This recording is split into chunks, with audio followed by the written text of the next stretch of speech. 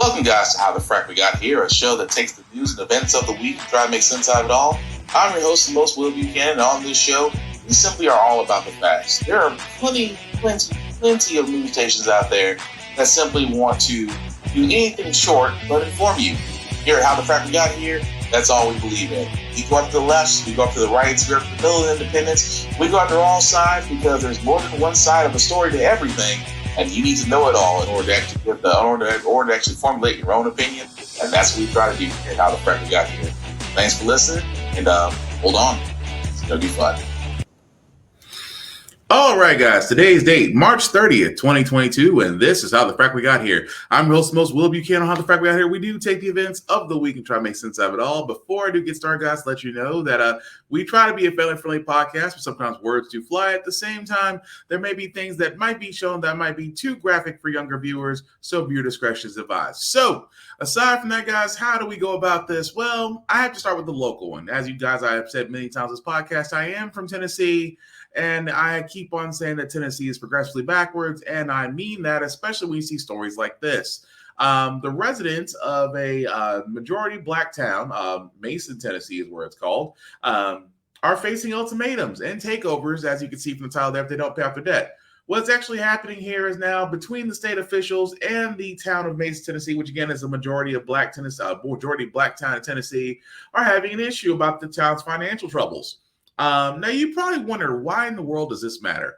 Well, to give you guys an idea of what's going on here, and I'm just going to just go through as far as I could, they've always had a history of late audits and also not submitting their annual audits on time since 2001, nearly almost now 21 years ago. Now, the reason why they're concerned now is because the area is welcoming a $5.8 billion Ford Motor Company plant in 2025 called Blue Oval City that'll be 10 miles away from Mason, in which now the county themselves are slightly concerned because of the proximity where the town's going to be, to where now they don't want to sit there and, for the lack of better words, show that they can't actually run money.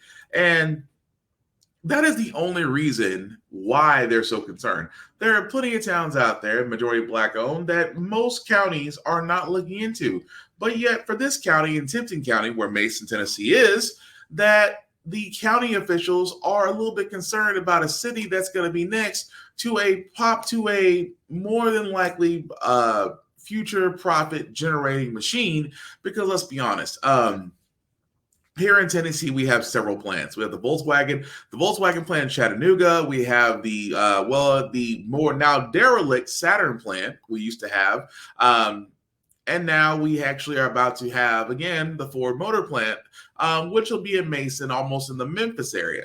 So we've had several different plants here. Oh, let me not forget the Nissan plant here in Madison and Middle Tennessee, because Nissan actually did make a substantial commitment to actually having a plant built in Tennessee. It's actually been here for almost 30 plus years. That being said, however, there's the only one reason why county officials are now concerned with a majority of black towns' finances. It's only because you don't want to scare off the investment. And I never understood that. Again, the comptroller is saying that they need to fix it or they're going to step into it. But really, what's there to fix? You're more worried about Ford pulling out versus the town actually getting their financial house in order. But as I said, we'll follow that story as it comes along. Another story that actually happened today, actually a couple things got signed today. Actually, one was a long time coming, and I'm still surprised that we're still talking about this in 2022. That, yes, the Emmett Till lynching as a hate crime has now been signed by Joe Biden.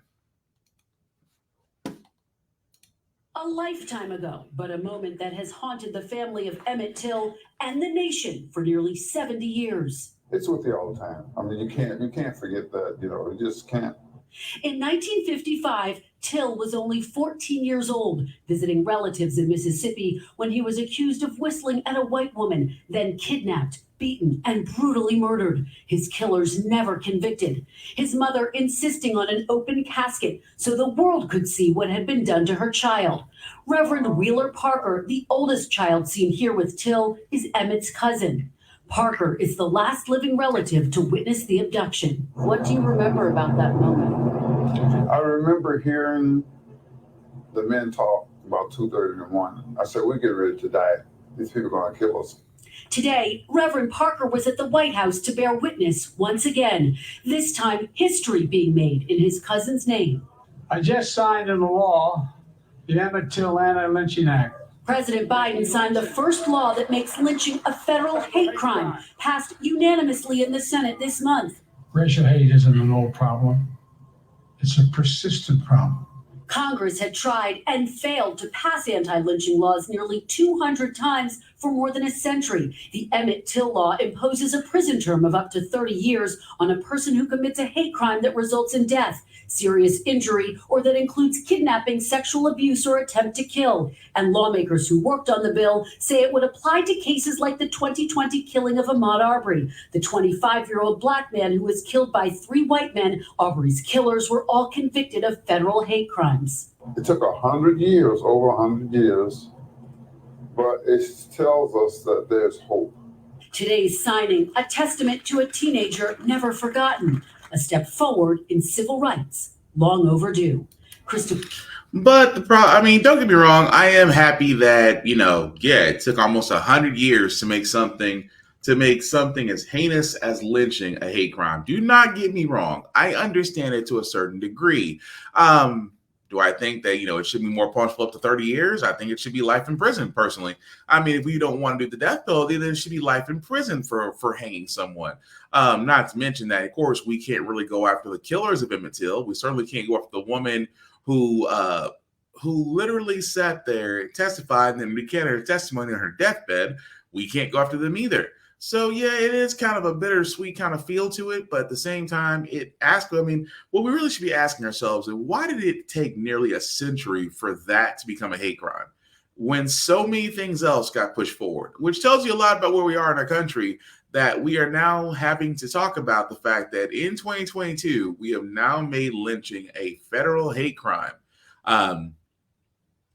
Which, again, if you think in comparison to previous I'll go ahead and say it, like the COVID-19 Asian hate bill, how quickly that was designed and passed and put through and signed through in a matter of days. For us to get to this point took a century. Just goes to show you where we actually are in this world, that the simple fact of the matter, lynching was argued as not, what other reason in there in the halls of Congress? Could you imagine for 1 second, could you imagine somewhere along those lines that a politician had to hear another politician possibly defend that lynching is not a hate crime? We'll never hear it. I wish we could, but we'll never hear those discussions. But I can only imagine they happened, and they happened for a very long time.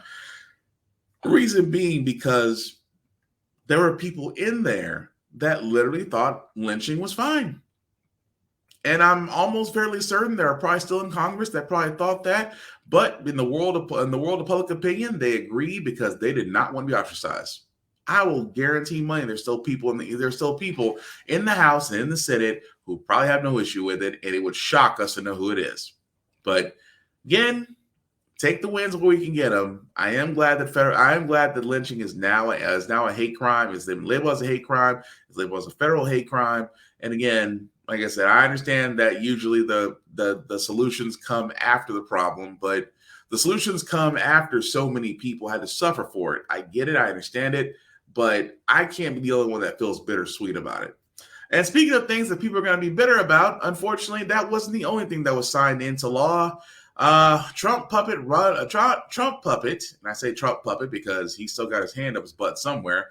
Governor Ron DeSantis did sign his Parental Rights Education Bill, otherwise known as the Don't Say Gay Bill, into law. Governor Ron DeSantis has signed into law what critics call the Don't Say Gay Bill. It restricts classroom instruction about sexual orientation and gender identity in elementary schools. Victor Okendo is in Coral Gables with the latest. Kira, as expected, Governor Ron DeSantis signed that bill into law, calling it a win for parents because, in part, opponents of it were, quote, injecting woke ideology into second grade classrooms. It's dubbed the Don't Say Gay Bill by critics, but officially named the Parental Rights in Education Law, and it now bans classroom instruction on sexual orientation or gender identity in grades K through 3 and any instruction that is not age or developmentally appropriate, and it's now up to the state to define those standards. The law also allows parents to sue school districts that violate these policies. Those who support it say it will empower parents in the classroom. But for those opposed, many of whom protest for weeks, they argue it will further marginalize LGBTQ plus families while also preventing schools from helping LGBTQ plus students who are in crisis. The law is expected to go into effect on July 1st in time for the next school year. Kira? And he's right.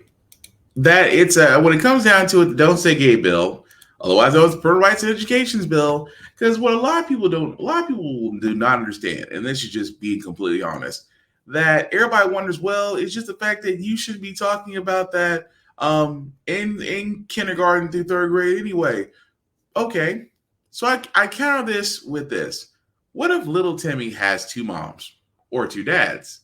And like most grade schools, kindergarten through third grade schools, you might have what they call a family project. And that family project is when the child gets up and explains about their family.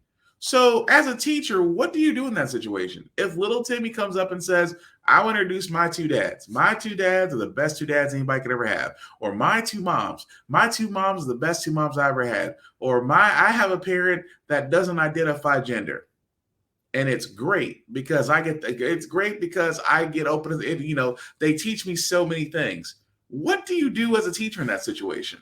Because right there, that would be a violation of the very same law that's been signed by DeSantis. And he keeps on saying woke culture. Let me explain something about woke culture. Woke culture is nothing. Kids by far the most understanding group of people out there compared to these adults these days. That if you explain to a child how the world is, they are more culturally sensitive and aware. Versus, a lot of these people out here that rather push their Christian ideologies as well as their very narrow-minded patriotism on folks. This is why you got a lot of these people out here talking about, I will always, these colors don't run. I'm red, white, and blue. If you're not straight, you're not this. And if you're not Christian, you're not this. Where do you think that came from? That's right. The same thing they were pushing through schools, the same thing they don't want. They don't want another message that is different from what they're used to be introduced in schools. And it's not, and this is the thing that kills me. They always talk about, well, there's an agenda. There's not an agenda. If you accepted it, then we must talk about it. At the same time, if you introduce this to kids as they're younger, they are more adept than adults. Like I said, kids only see kids. Kids only see kids. They don't see genders. They don't see colors. They don't see anything unless you point it out to them, unless you drill it into them, because ignorance is not hereditary. It's taught. At the same time, what you have just done, what Governor DeSantis has just done, has made Florida very hostile for LGBTQ plus people. You've made it very hostile for them. And you've also made teachers' lives a little bit more difficult because teachers and this is why I said, I would not be surprised in Florida if there's another teacher shortage, because educators are already underappreciated, not paid enough, not given everything that they need. At the same time, more responsibilities are tacked on to the point where I'll be surprised that anybody that wants to be an educator and still wants to go into public school is a saint, because for most educators, they usually go find better jobs, higher paying jobs in private schools or charter schools. But very rarely will you ever see a lot of them go into public school. Why? Because you have to deal with stuff like that. And again, somebody explained to me what is the whole point, that if you want that much control, and this is what I tell people, if you want that much control over what your child sees, homeschool them. By all means, do it. Now, I'm against homeschooling because, number one, you take away the social aspect. I believe that schools do serve a purpose in life. Not only are schools there to educate the child, but there's a social status to it. They need to be exposed to other people, other cultures, other races, so that way they develop cultural awareness. It'll be hard to do that at home. I'm not saying it's not impossible with homeschooling, but it's going to be harder to do at home than it will be sending your child to a public or private school for them to experience the social experiment. It really will be. And DeSantis is not making it easy on anyone at all. And he thinks that he is doing a great freaking job at that. That's the part that kills me. But we will follow that because I can see a lot of people actually going to be challenging that law. A lot of lawsuits are going to happen. That's not the end of it. Trust me on that. Speaking of things are not the end of, Clarence Thomas wishes above all else that his wife would have kept her mouth shut because the calls for him to resigning are growing.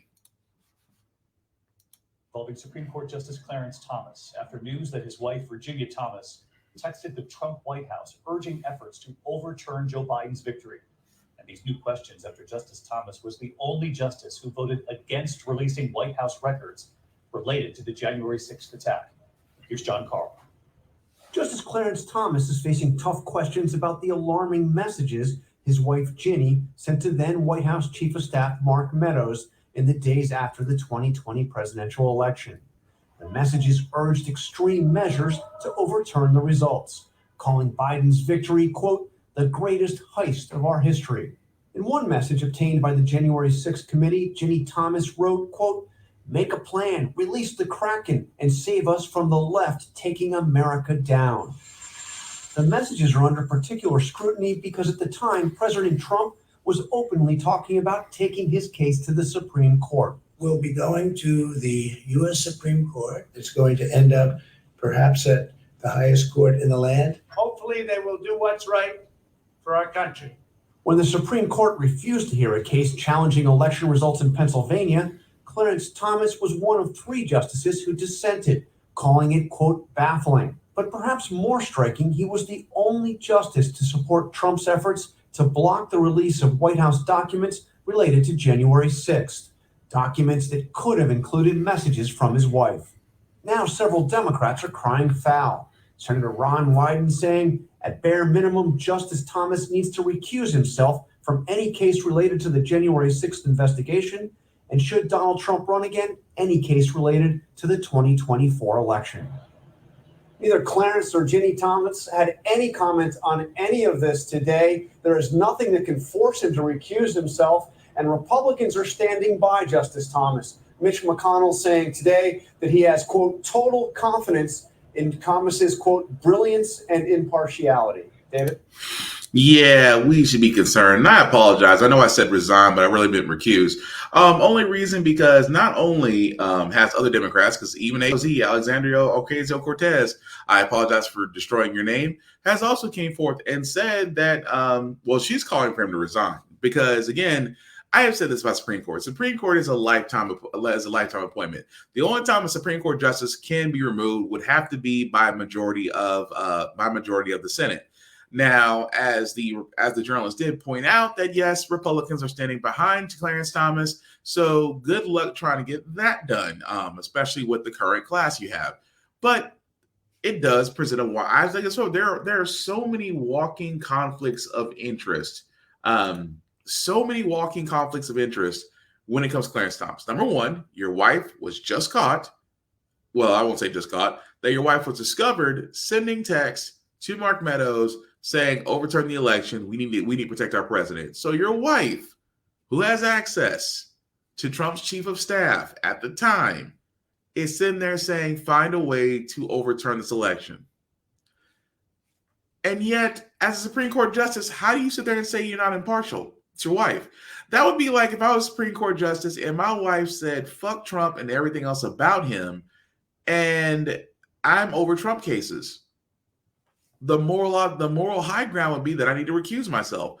My wife has sat there and said something that, again, will reflect on me. Because as a judge, you're supposed to be impartial. You're supposed to take no sides. You're supposed to look at the evidence and judge according to the law of the land. In this case, Clarence Thomas should recuse himself because that's not a good look. Keep in mind, as they pointed out, he's also the same judge that actually ruled against those documents not being released to the January 6th committee.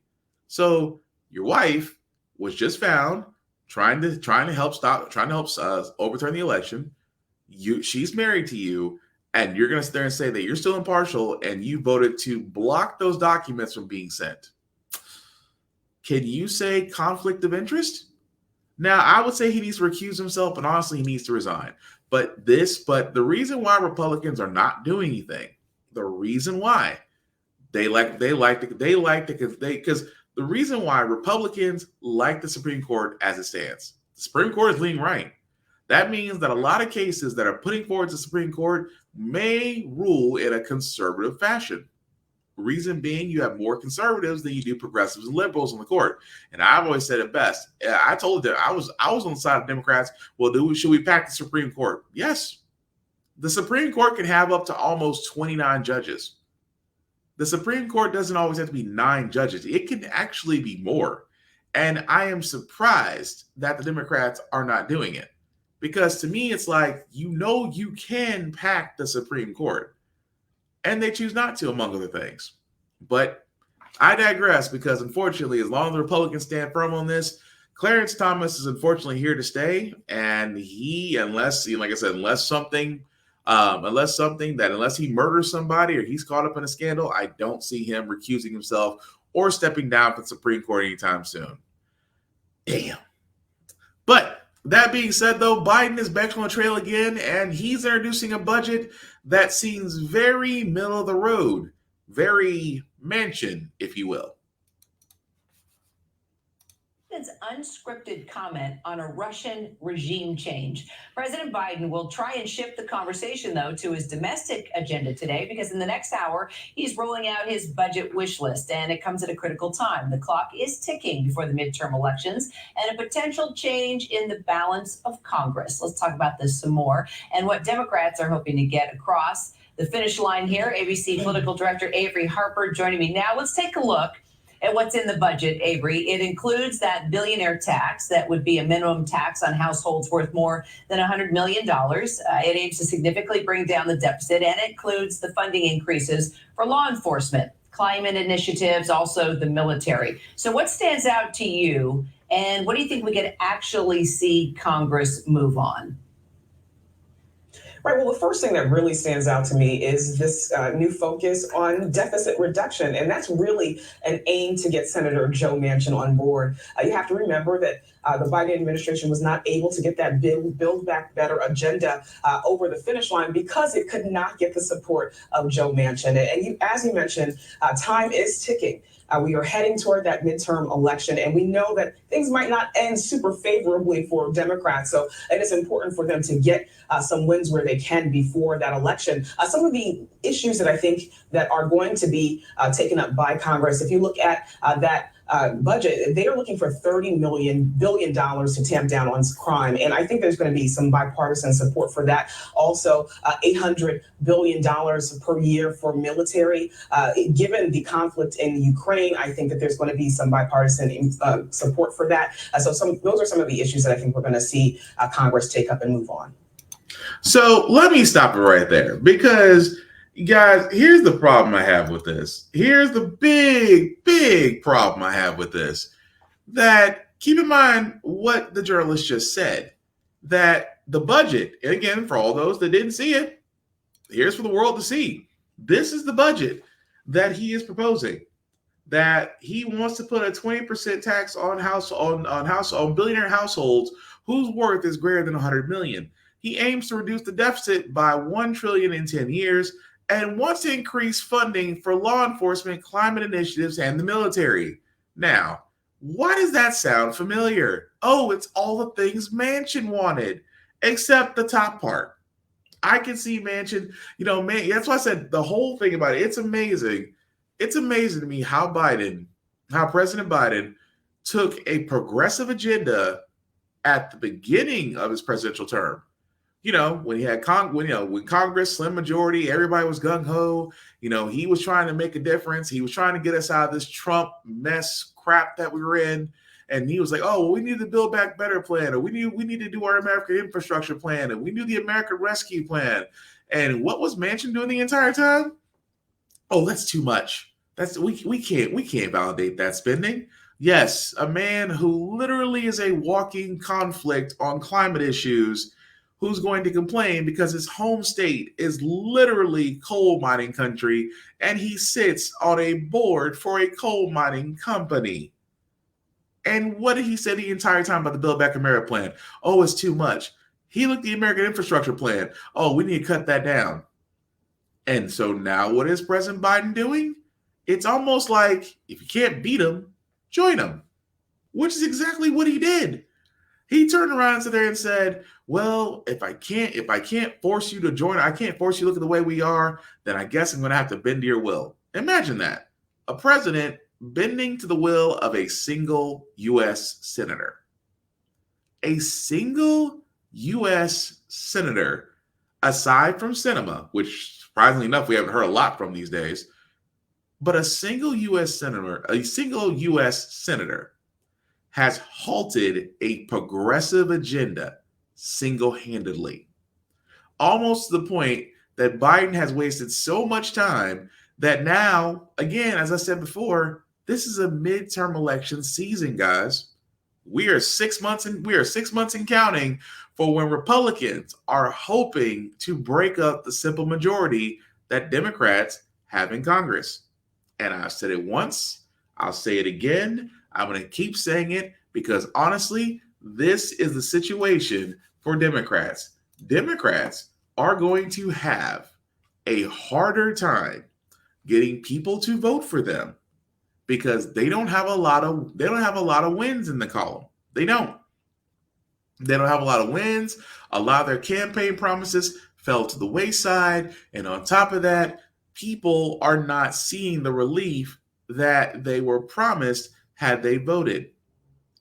I have been saying Democrats are going to have a hard time doing that versus Republicans who are going to have an easier time convincing idiots who have a short-term amnesia problem to vote for them again, or simply because they're conservative. That's what they usually say. Well, they're conservative. If I'm conservative, I'm going to vote for them. That's it. Keep in mind the fact that unless you are rich or a corporation, Republican Party does not serve your interests. That's why I sit there and say all the time, I am surprised about Black Republicans and I'm surprised about women. I am literally surprised about minorities and women who vote conservative. That party literally does not have your interest in mind, and people still vote for them. I'm still amazed by that. It's like shooting yourself in the foot and reloading. But that's the current political situation we find ourselves in right now. Republicans literally have it easier. Democrats are scrambling to the point to where Biden is now making strange bedfellows. It amazed me so. This is why I sit there and say, I go after everybody. I mean, I may vote Democrat because that might be the lesser of two evils, but it's better than Republicans who have no problem gutting us as they did when Trump was running the show. When Trump was running the show and the Republicans had the Senate, they got to do whatever they wanted, literally and figuratively. At the same time, Democrats, like I said, I still say this, like Biden, he went back to what he knew. That's why a lot of people were like, well, Biden's going to introduce the crime bill over again. He's going to increase funding for law enforcement, and he's going to try to cut down crime. And what was the bill we just saw? It's kind of hard to argue with a lot of people saying, I called it. I mean, do I regret voting for Biden? Absolutely not. Because he was still when we had on our list of people, he was still a far better choice. But with that being said, if I'm his vice president, if I was Madam Vice President Kamala Harris, I was there and say, no, we cannot bend to the will of one senator. We cannot. If everybody else in the Senate can agree with this one senator, we cannot move forward. And that's what Biden should have done. He should have sat there and said, this one senator is holding up progress. Now, either you can have him removed, and give him somebody that's going to help me with the plans I want to move forward with, or we can just sit here and suffer. Because Manchin was willing to play that game because above all else, I will bet money that regardless of the next election, his seat is assured. Because again, he still has conservative support in his home state. His election seat, unfortunately, is secure unless somebody in West Virginia, which I'm hoping, I haven't checked into it yet, but I will be checking into it very soon. I am hoping somebody is running against Manchin. In the same sense, I'm hoping somebody is running against Sinema. There needs to be changes. There needs to be more progressive people, and I've said it before, conservative people have figured this out. It's not always about the federal. If you go to the local and state governments and you put your people in there too, you can still change things. It's not always at the federal level. And I wish we had more progressives and more liberals going for these spots because it makes a difference. That's all I'm saying. But moving right along, guys, I did want to cover this as well because Trump, finally, a judge may have said what we said about Trump and the January 6th attempted coup this entire time. Today, a federal judge ruling that former President Donald Trump likely committed felony obstruction in his efforts to overturn the 2020 presidential election. In a new ruling, U.S. District Judge David Carter wrote, based on the evidence, the court finds it more likely than not that President Trump corruptly attempted to obstruct the joint session of Congress on January 6, 2021. With the ruling, Trump's former lawyer, John Eastman, must now turn over documents he's been withholding from the House Select Committee investigating the attack on the Capitol. Eastman has been claiming attorney-client privilege, essentially blocking the committee from seeing potentially relevant documents and communications leading up to and after the January 6th Capitol riot. Judge Carter, who reviewed Eastman's documents in private, found several memos he deemed incriminating. One of them, a draft email written for then Trump attorney Rudy Giuliani, forwarded to Eastman that recommended Vice President Pence reject electors from contested states on January 6th. Judge Carter writing, the draft memo pushed a strategy that knowingly violated the Electoral Count Act. By itself, this does not mean that President Trump will be charged, but this will put additional pressure on the Attorney General, Merrick Garland, now that you have a judge on the record saying he believes that crimes were committed by the president. Judge Carter claims the memos likely furthered the crimes of obstruction of an official proceeding, as well as conspiracy to defraud the United States. Judge Carter says those memos are subject to the crime fraud exemption, meaning despite Eastman's claims of attorney-client privilege, he must disclose those documents to the Select Committee. Ike Ajachi. So what happens now? It's in the hands of the DOJ. Merrick Garland and the DOJ has to make a decision on this.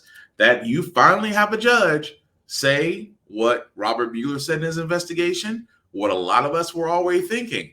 Yes, Trump is responsible. Now, that's in the hands of the DOJ. Will he proceed forward? Hard to say. I would like to think that he will, considering the fact that a judge has ruled this in his favor, and considering the fact that Merrick Garland is right now the top attorney in the U.S. that can go after, because again, this is the reason why the Attorney General's position is so important in our government. The Attorney General is the only person that can go after the president or former presidents and indict them according to the law. And in this case, we already knew Trump was dead to rights. It's just bound that it just need to be said.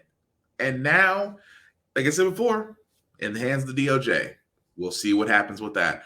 But aside from other news, I did want to cover things like I said with the Honorable Judge Ketanji Brown Jackson, who at this point is up in the air with her Senate confirmation in as the first black female judge to be on the Supreme Court. There's actually another black woman that could possibly be making history as well. And I don't think this is getting enough attention. Lisa Cook, who is actually going to be nominated on the Federal Reserve Board of Governors. The Senate, as of just yesterday, had agreed to consider her nomination on a 50-49 party line vote. She is getting, if she was approved, she would be the first black woman to serve on the Fed's board in its 108 years of being around. And again, all 50 Democrats voted in favor of her, while all Republicans, except for Kennedy, Senator John Kennedy from Louisiana, voted against her. So let me get this straight. A black woman who could possibly be on the Federal Reserve Board of Governors and make history has nearly 100%, almost nearly, we'll say, because of one person, 99% of the Senate, of 99% of the Senate has voted to approve her, and you have one individual, again, which I'll say his name, I got no problem saying that, Senator John Kennedy from Louisiana did not vote, which means that as of right now, which I love, the funny part is, they try to sit there and say that she's unqualified and she's sufficiently dedicated and and this was a quote the Republican said, that Cook is unqualified and is not sufficiently dedicated to fighting inflation, which again, Republicans have caused. And I love the fact that That's where they try to go. Even though she has a doctorate in economics from the University of California, Berkeley, has been a professor of economics and international relations at Michigan State since 2005. She was also a staff economist on the White House Council of Economic Advisors from 2011 to 2012, and was an advisor to Biden's transition team on the Fed and bank regulatory policy. You know, and I hate to say this, if there was ever, and I said not to go into the Will Smith, Chris Rock thing, but a lot of people always talk about protect black women. This is a protect black women moment, because obviously she has the credentials and the expertise to be on the federal board of governors. Why the frack not? And again, I'm going to keep pointing this out because this is the problem that we run into.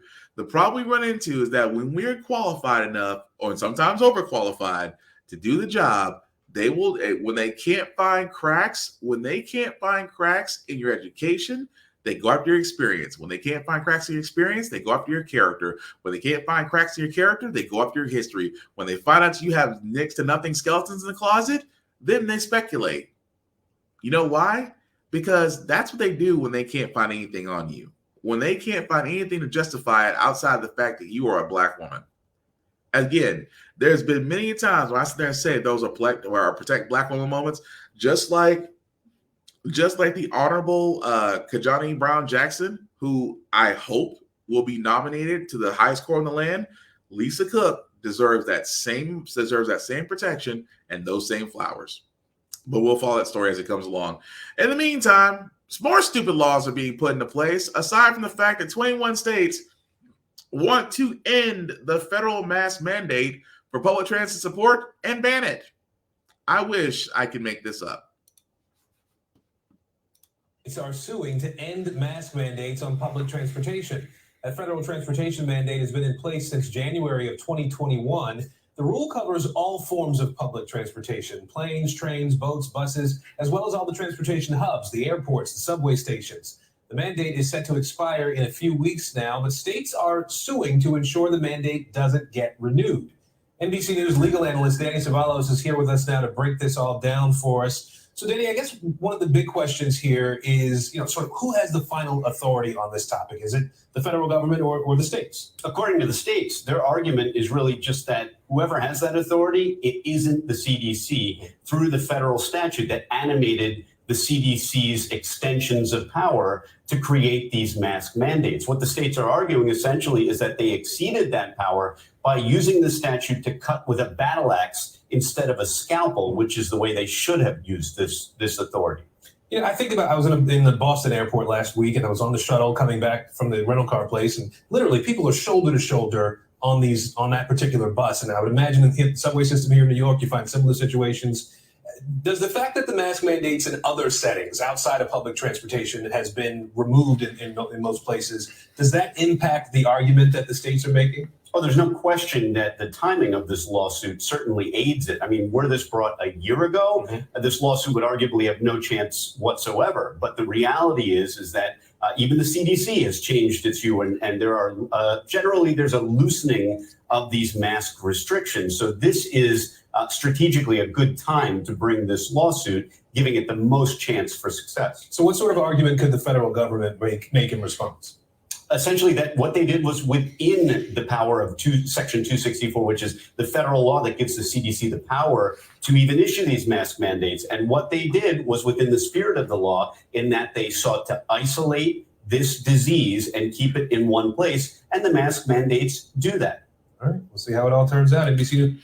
Look, and that's the thing I keep saying, guys, that for the simple fact of the matter, I have been saying this since the beginning of the pandemic, since they recommended to use masks, since really that's the best way to protect yourself. My thing is, if you on a bus or Uber or you're flying or on a train or any place that's a cramped area where you're elbow to elbow with people, it just makes sense that you're trying to protect yourself. Because with the whole coronavirus and COVID, that's not gone away. The deviants, the variants have not gone away. We are still dealing with this. There are still cases. There are still people going to hospitals. There are still people out there refusing to get the vaccine for multiple reasons. None of them intelligent, but multiple reasons. We are still dealing with this, and the most easiest thing you can do was the one thing that a lot of people hated doing, which I never understood. I don't want to wear a mask. I can't shop while wearing a mask. It's just uncomfortable. You wear a mask every Halloween for 8 hours. You tell me you can't do it. You can't do it to actually cut down the transmission rate. Oh, but masks don't work. Yes, they do work. You just misunderstood that masks reduce the transmission vector. They don't prevent anything. They reduce the chances of you actually catching it. So between people becoming overnight virologists, between a lot of people putting out quack science, a lot of people promoting hydrochloroquine and ivermectin, and a God knows a list of other things you shouldn't be taking, aside from the fact of just getting the vaccine and wearing a mask, we've come to this point to where states are like, we want to make sure this never happens again. That goes off the bat. It tells you where we are as a society, and this is the reason why education is vital. That if this does, and knock on wood, I do hope that we do see the end of life very soon, but we keep making the same mistakes over and over again. Where for the simple fact of the matter, guys, it's just when cases get down, numbers get down, we start to loosen restrictions, and now all of a sudden it's like, oh, well, I think we can let go of the mask now. We put the mask down, cases go back up, you have concerts, cases surge back up. Next thing you know, we're right back to mask again. The thing about a pandemic is that we have to see it through. And trying to put in place of putting mask mandates in to make sure that doesn't happen is a part of it. We shouldn't be fighting for the simple fact of the matter of making sure that the masks stay on. If anything, we need to make sure that the reason the masks stay around is to make sure that the vectors are low enough to where the pandemic dies out. But I feel like, this definition of insanity where it's like, okay, if we drop the mask, then, A, B, and C is going to happen. No.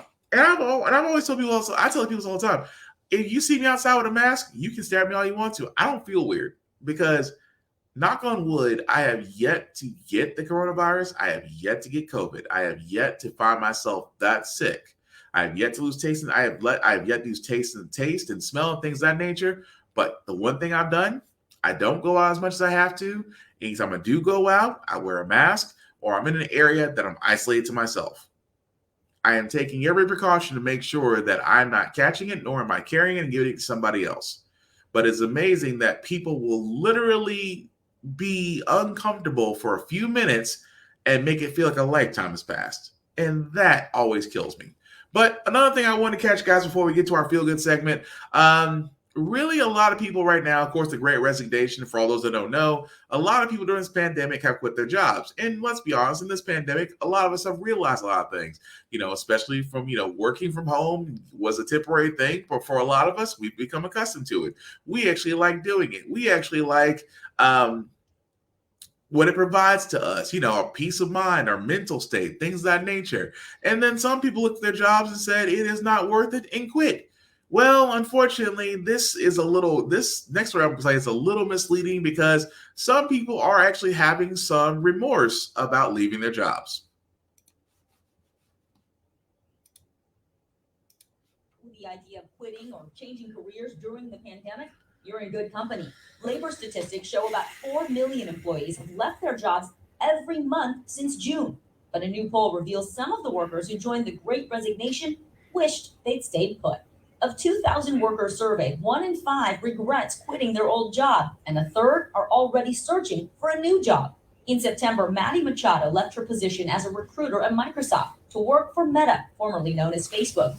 The new role meant a big raise from $135,000 a year to $185,000. That was really the only reason I left Microsoft. I love the company. I love the culture. But she says the new gig was nothing like what she expected. One of the reasons I was looking to leave was because I wanted more of an impact. Did you ever think to go back to Microsoft? About 3 months in, I knew it wasn't a fit. So I reached out to Microsoft and was just like, can I please come back? But unfortunately, they didn't have any positions. Machado's experience is reflected in the poll results. 30% of workers say their new role is different from what they expected, and 24% say they didn't thoroughly evaluate the pros and cons of leaving. We know that the new boss is the same as the old boss, and a lot of times the grass is not any different on the other side of the fence. Professor Dietrich von Biedenfeld studies employment trends at the University of Houston downtown. He says it's mostly younger employees driving the career changes. We're an instant gratification culture generally, but especially in that millennial Gen Z area. If you are one of these people thinking about resigning to go to a new job, what are the questions you should be asking? How many hours am I expected to be in the office versus working remote? What is my team going to look like? Ask your interviewers, when you first came, what was the most unexpected aspect of the job? He also recommends asking to shadow an employee to get a feel for the daily routine and company culture, something that's hard to gauge if you're only interviewing over Zoom. Your title may imply that you get to send out cool emails and go to fancy lunches, and the reality is you're on the phone all day answering customer complaints. As for Maddie, we spoke on her first day at a new job at LinkedIn, coincidentally owned by her old employer, Microsoft. She says she thinks it's a better fit, but it came at a cost. I did take a $20K pay cut, but it was worth it. Yeah, she said it's worth it. But that's the thing, and I say this as a cautionary tale.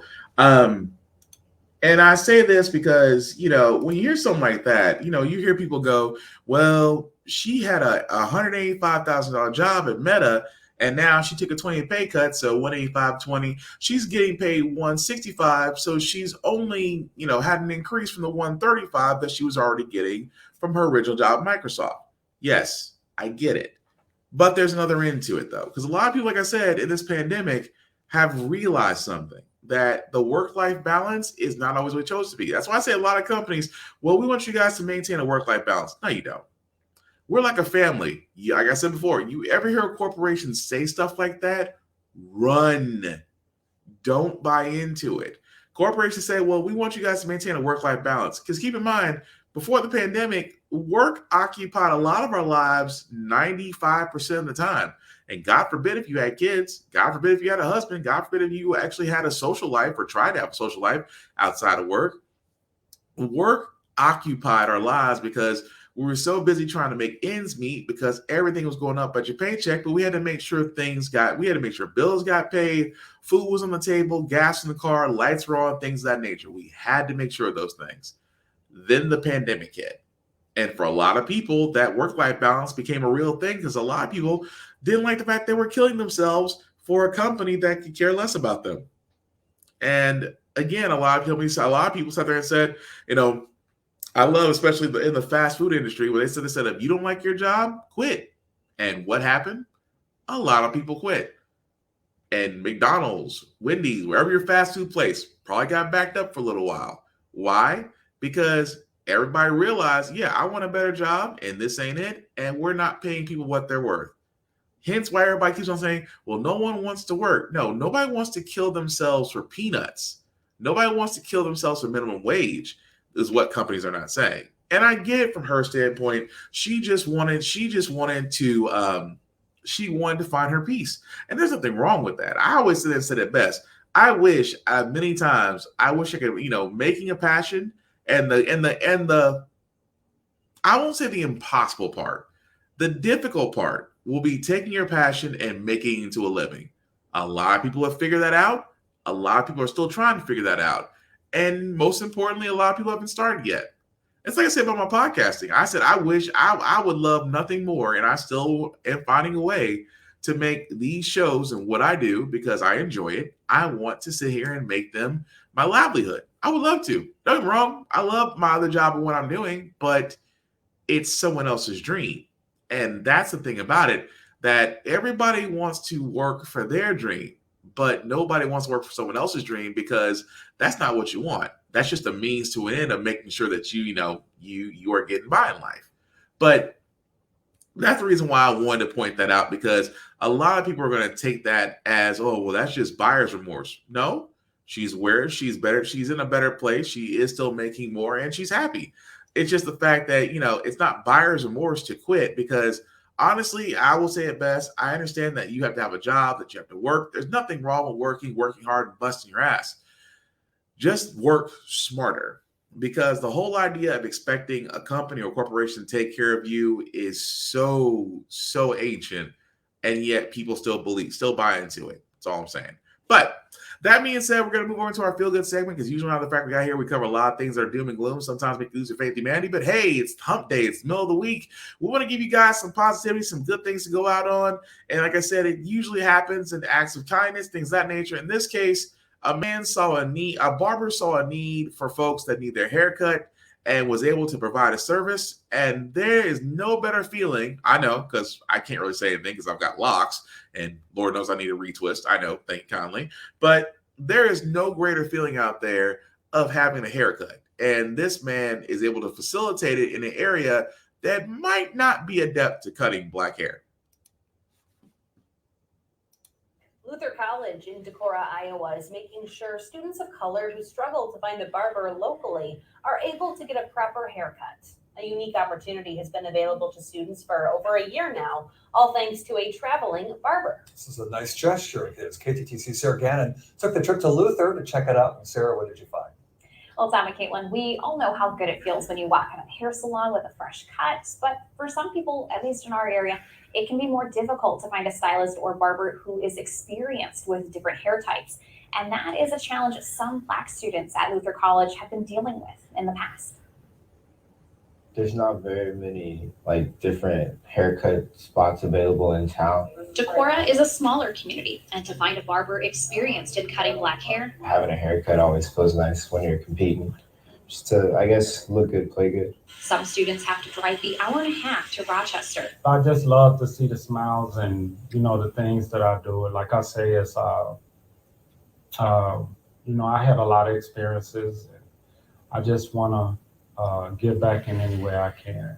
Luther College saw the need for students of color to have a proper haircut and have been working with Gil Jordan, a barber based in Rochester and Winona. It's nice to get to talk to Uncle Gil. When they send us the appointments, we all we all try to get there as quick as possible. Everybody, we all text each other and let each other know what days he's coming. Jordan makes the drive to Decorah every other Monday to provide these students free expert haircuts and a sense of community. I just think it's needed. I think in communities as well, where people can get together and kind of be able to relate and stuff like that. It builds communities and builds people also. Jordan says his chair also provides students with someone outside of school to talk about family, school, everything else in between. So that's been my thing, to kind of get back. I haven't had the best life growing up and stuff like that. So I kind of know how it's needed, and especially I have a male figure to talk to. Jordan hopes to keep providing haircuts for Luther students for years to come. He also makes trips to UW Stout to give students haircuts and hopes to expand his work to other schools in the future. Caitlin. So that right there, and I know, like I said, it's been a while for me. I'm not going to tell that lie. It has been a long time for me, as you can tell by my hair. It's been a long time since I saw a barber's chair, but I remember it. I remember the fact of when you're in a barber's chair, it's not just about a haircut. Don't get me wrong. Every brother looks good with the hair. Everybody, it's like a haircut can change the way you feel, how you're feeling that day. When you feel good, you look good, you do good, as it's been said to me a long time ago when I used to get my hair cut. But it's just something about, when you're in a barbershop, it's camaraderie. Not to play off the Ice Cube movie that he directed, but yeah, that's what a barbershop was. A barbershop was where you can commune, you can talk with others, you can talk crap, you can talk shit, you can talk sports, you can talk life, you can talk women. And it was the ultimate safe space for brothers. Still is. But, if you're in a college that's not really in an area that's not really set for Black people, it's like an oasis. You have a hard time trying to find somebody who's going to understand how to cut your hair. And when I was getting my hair cut, like I said before, many moons ago, I lucked out. I was able to find a barber that was able to take care of my needs. But when I decided to grow my locks, as you can tell, I didn't really need a barber anymore. Well, I kind of do, because this is a mess. But that's neither here nor there. But the point of it is the fact that they actually have, it's more than just a haircut. It's a space for where they can be themselves and be themselves in an environment that they're all, that, is familiar, is where you can relax, where people can get to know you and things like that. That's all I'm saying. Barbershop is just barbershop is where a man can relax outside of a strip club. But anyway, that being said, that's going to do it for this podcast, guys. I do thank you all for watching, for liking, for letting people know that this is up and running. I certainly appreciate it. Before I do get out of here, I do some shameless plugging. I do want to first talk about my buddy, Big VZA Dot, which you can find him, Adamon Westwood on Facebook and Big VZA Dot on socials, where he will be coming back to his podcast. His Smoking Trailer Sundays every Sunday from 6:30 to 9 p.m. Of course, the REF podcast every Tuesday from 6:30 to 9. But definitely check him out, Adamon Westwood on Facebook, Big VZA Dot on all socials. Also, shout out to R&G Present Geek Salad for allowing me to share my podcast on their page. I certainly appreciate it. A couple of guys I have met last year podcasting, and they're a fine group of brethren who talk about the world of pop culture and things outside of it through an unfiltered but very intelligent, open forum to where there's laughter, there's knowledge being passed, and sometimes some jokes because, RE and Gee are, pretty funny guys. But definitely check them out on Facebook as well as the YouTube page that's showing right there under the same name, RE and Gee Present Geek Salad. Now, as for yours truly, guys, my IG handle still BlackBox447. You can follow me there. I usually post reviews of movies, video games, television shows, and also some gem stuff because I do a couple push-ups. Also, at the same time, guys, like I said before, I'm all about positivity this year because we have had a rough couple of years. And in 2022, I am all about being positive, moving forward, motivating others, because I usually do that to myself. But if I'm able to actually help others do that, now I'm all more for it because it's all about random acts of kindness. If you have the ability to make somebody's life great, whether it's a minute, a day, an hour, or a lifetime, do so. The world could use more random acts of kindness because it takes zero energy to be nice. It takes 100% energy to be a dick. That being said, guys, again, if you haven't already, please get vaccinated, please get shots, please wear your mask because COVID has not gone away yet. I know summer's out and everybody wants to be outside. And I know at the same time that we've been down this road before. Numbers go down, mask requirements get a little bit loose. This is not the time for us to take our eye off the ball. This is the time for us to remain vigilant and keep at it. Just for the simple fact of the matter is, this is not the end. But that, like I said before, wear a mask, please be vaccinated. It helps out our brothers and sisters who are nurses and doctors in hospitals.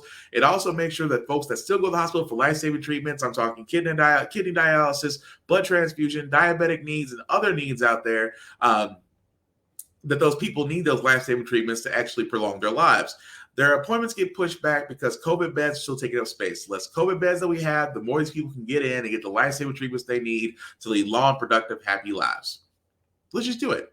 That being said, guys, last thing to say about How the Frack got here, it's all about staying informed. We're not trying to change minds or persuade people or just try to bring you to our way of thinking. We basically want to give you all the information to allow you to inform yourself, but we also want to provide a logical perspective that go alongside it. We do a lot better as a society whereas we're informed. We're progressive, we move forward, we try to right the wrongs of our past by basically making decisions and choices now that we should have done back then. Like hopefully, like electing our first Madam Vice President, who is Black and female, as we hope to elect our first Supreme Court Justice, who is Black and a woman, like we hope to elect our first Black governor to the Federal Board of Governors very soon. Black girl magic. I'm not mad about that. Those are the Black girls we need to be protecting. But above all else, if we do that, we move forward. It's only when we don't learn from history we are doomed to repeat it. That's why we keep asking ourselves, how do we find ourselves in the same situation as we do before? How do we find ourselves still trying to play the catch-up game when everything's going up on your paycheck? How do we keep electing the same officials from the same party but still getting the same results? And most importantly, how the frack we got here? Thank you all for watching. If you're watching this on the playback, please comment if it's live. I still want to know what you guys thought about everything we discussed tonight. Aside from that, take care of yourselves and each other. We will all get through this. Peace.